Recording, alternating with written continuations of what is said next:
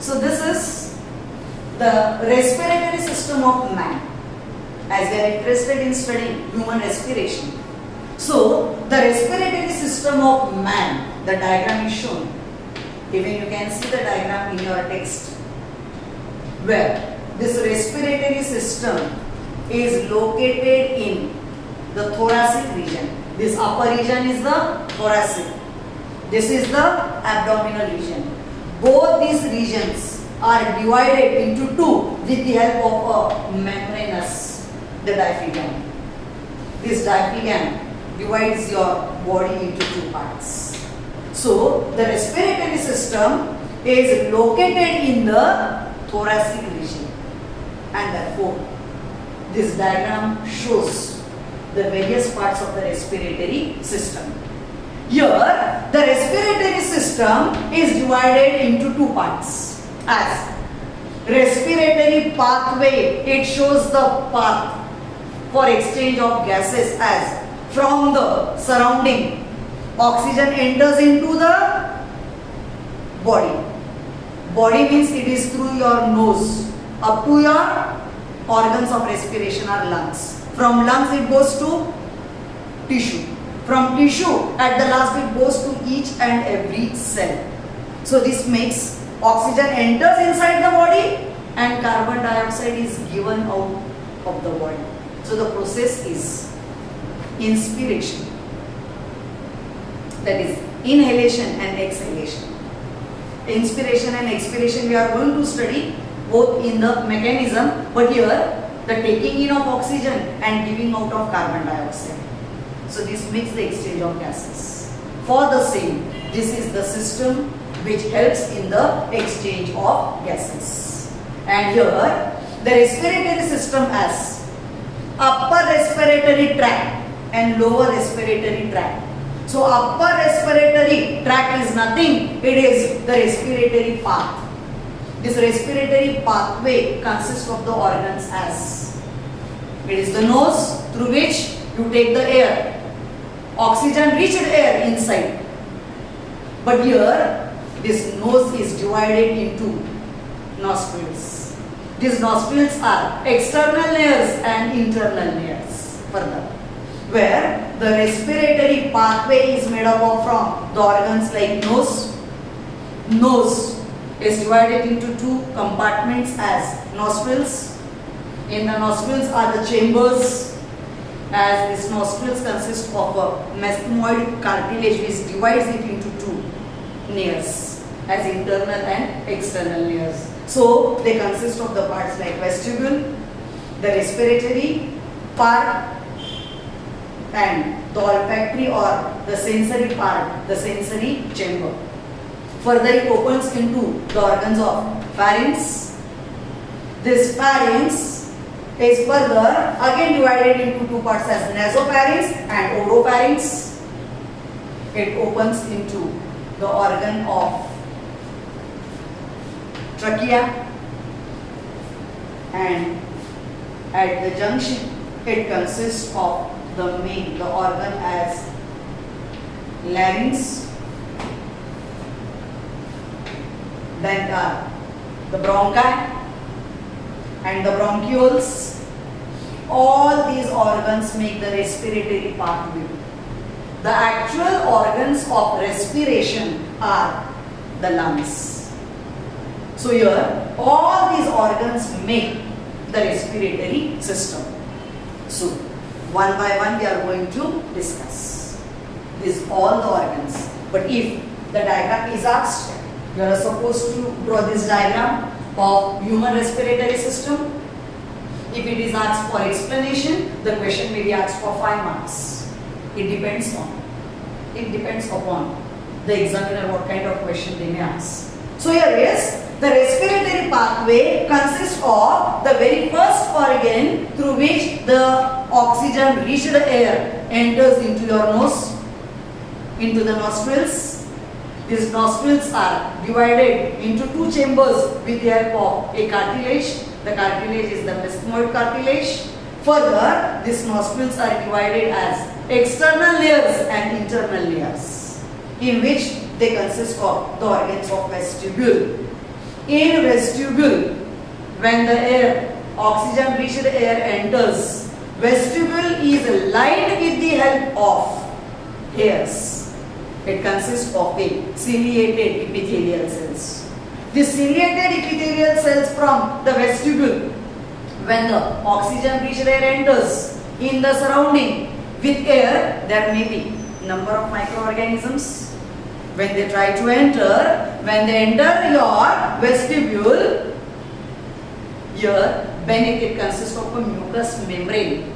So, to these hairs, the microorganisms, they get trapped in.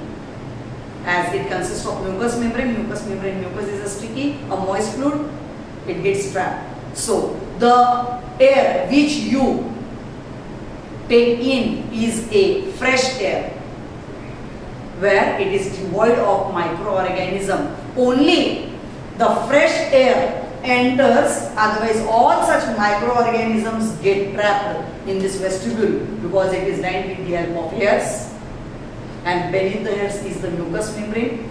Mucous membrane secretes mucus, so all such microorganisms will get trapped. The region in between the vestibule and that of olfactory is the respiratory part, the actual part in which it is narrow passage through which the air enters. But as the passage becomes narrow, here when the air enters, it enters as under pressure. It makes the air moist.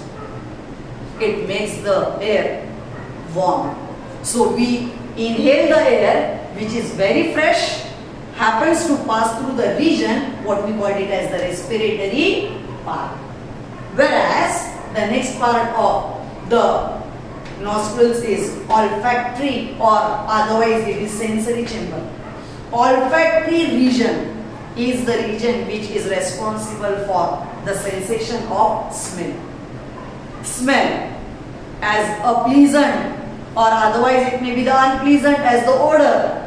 We can get the sensation because of the olfactory cells, as the sensory cells are found to be present in this region, which will give you the sense of smell. And hence all these three are the parts which are related to that of nostril, which come under nose.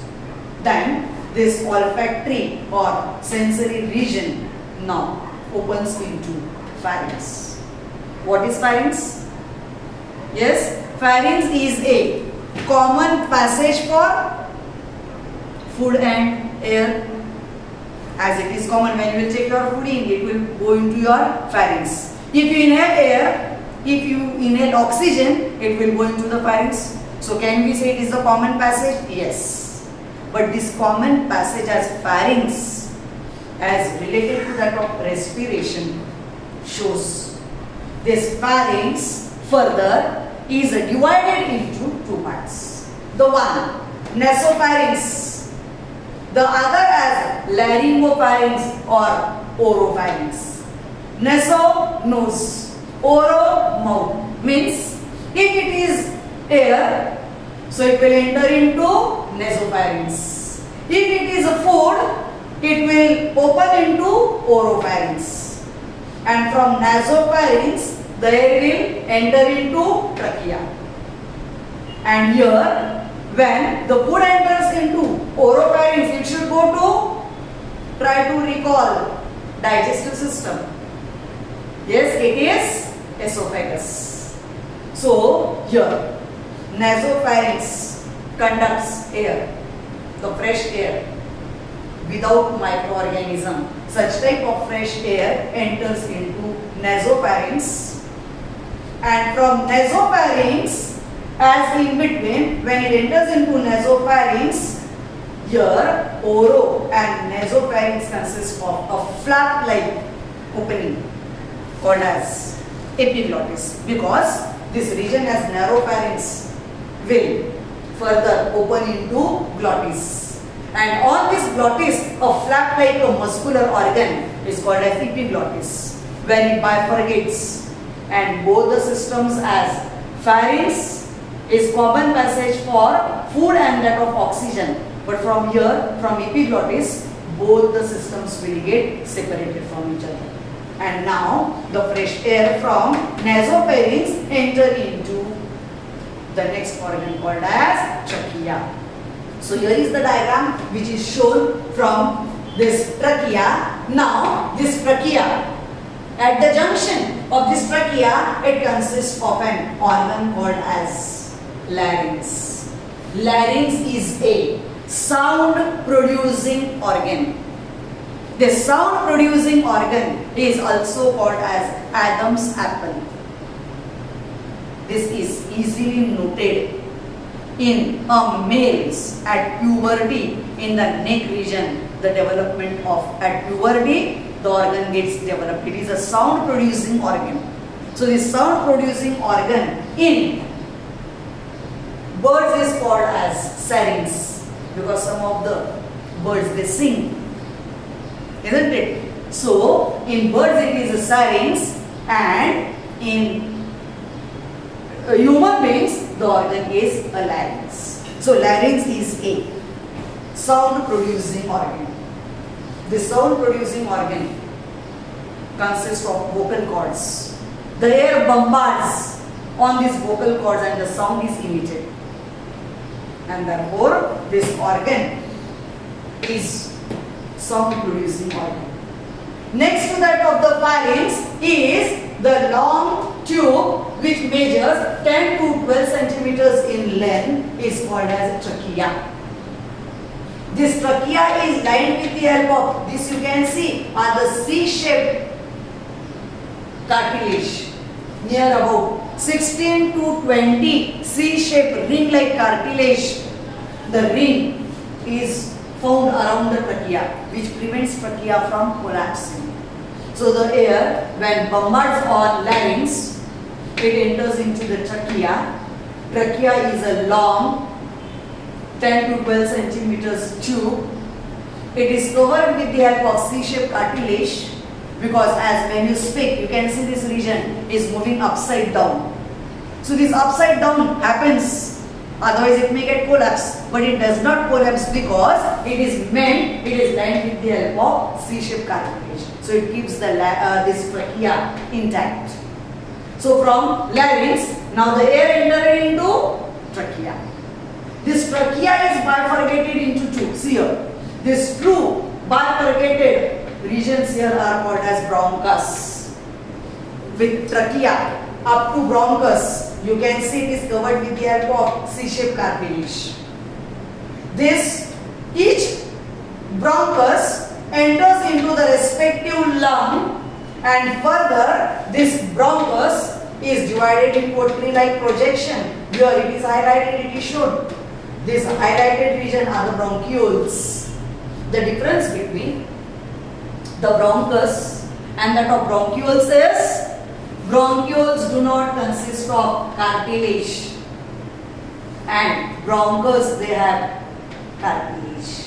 They are covered with cartilage.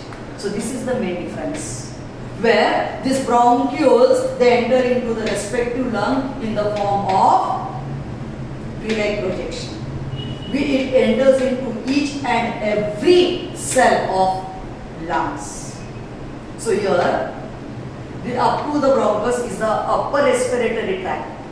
Actual organs of respiration are the lungs. So these lungs are highly elastic, vascular, muscular, pinkish color organs. These two lungs are on either side. In between is the heart situated. Therefore, this left lung you can see is somewhat compressed for accommodation of heart. Otherwise, lungs are the main organs of respiration, are actual organs of respiration, where the exchange of gases happens. Because each lung, if you observe the diagram, you can see these lungs are divided into these regions as they consist of alveolar region. This alveolar region consists of alveoli, where this muscular the elastic, the spongy, the pinkish color organs. The elastic organ consists of the structural and functional unit of lungs is this alveoli, the balloon-like structure, where the exchange of gases takes place. Where each lung consists of near about 750 millions of alveolar cells. And therefore, these alveolar cells makes the lungs. These lungs are covered with the help of the membranes called as pleural membranes. What are the membranes called? Pleural membrane. In between the pleural membrane is a pleural cavity. In the cavity is the fluid called as pleural fluid. This fluid prevents the friction. But on either side you can see these are the ribs which are protecting the lungs. It provides the protection. But here, this ribs, in between the ribs, it consists of intercostal muscles. Muscles ka function? Muscles, they undergo the process of contraction and relaxation. When you take oxygen, this region moves upside down. It is because of these intercostal muscles undergo contraction and relaxation. So, here, these organs of respiration are the lungs. Lungs, as each alveoli cell is of 0.1 mm in diameter. The thickness, they are made up of from squamous epithelium. The cells are elastic. Exchange of gases takes place. Here, these lungs, they are resting on a membrane. The membrane is diaphragm. And here, the lungs are highly muscular elastic organs as the main organs of respiration. So this makes you to understand the respiratory system of man.